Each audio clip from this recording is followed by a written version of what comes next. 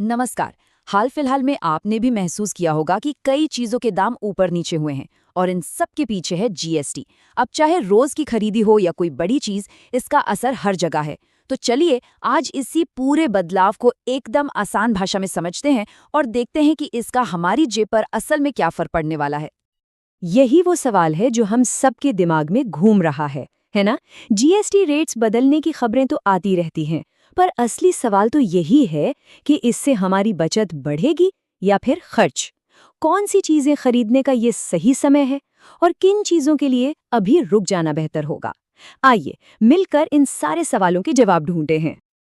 ठीक है, तो इस पूरे मामले की तह तक जाने के लिए सबसे पहले इसकी जड़ को समझना होगा।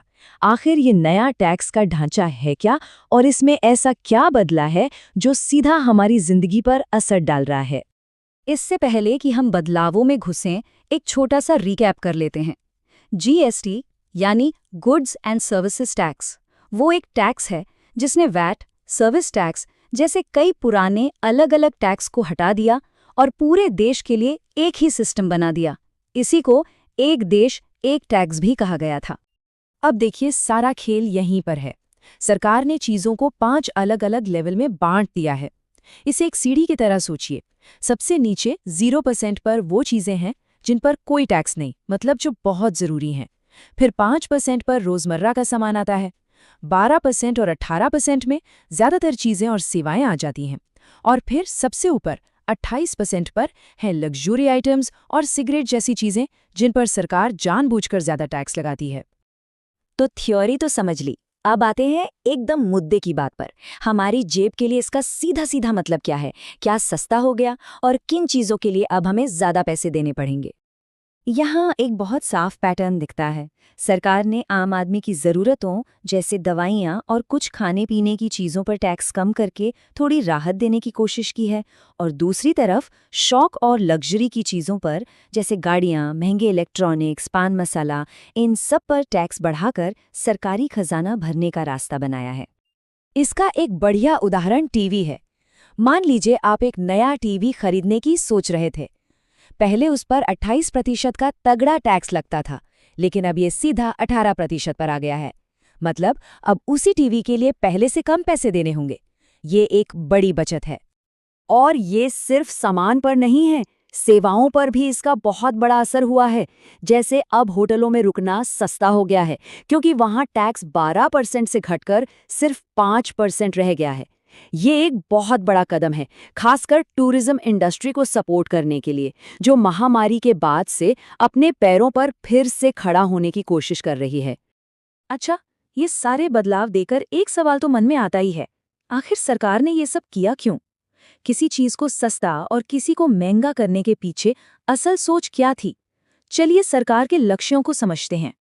देखिए, सरकार यहाँ एक तीर से 3 निशाने लगाने की कोशिश कर रही थी। पहला, महंगाई पर लगाम लगाना। जरूरी चीजें सस्ती होंगी तो आम लोगों को राहत मिलेगी। दूसरा, सरकारी खजाना भरना। लग्जरी आइटम्स पर टैक्स बढ़ाकर राजस्व बढ़ाना, ताकि विकास के कामों के लिए पैसा आ सके। और तीसरा, छोटे व्यापारियों की मदद करना, जो हमारी अर्थव्यवस्था की रीढ़ की हड्डी हैं। तो ये तो हो गए सरकार के लक्ष्य, लेकिन जमीन पर असलियत में इसका असर क्या हुआ? आम जनता और बिजनेस करने वालों ने इन बदलावों को कैसे महसूस किया?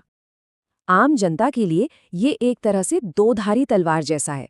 एक तरफ रोजमर्रा की जरूरी चीजों पर कम खर्च होने से थोड़ी बचत हुई है, जो अच्छी बात है। लेकिन दूसरी तरफ अगर कोई गाड़ी या कोई महंगा गैजेट खरीदने का प्लान बना रहा है, तो अब उसकी जेब पर बोझ बढ़ गया है। तो कुल मिलाकर बचत होगी या नहीं, ये इस बात पर निर्भर करता है कि कोई क्या खरीद रहा है। व्यापारियों के लिए भी माहौल काफी बदला है। टैक्स फाइल करने के तरीकों से लेकर इनपुट टैक्स क्रेडिट, मतलब जो टैक्स उन्होंने माल खरीदते वक्त दिया है उसे वापस लेने के नियमों तक, सब पर असर पड़ा है।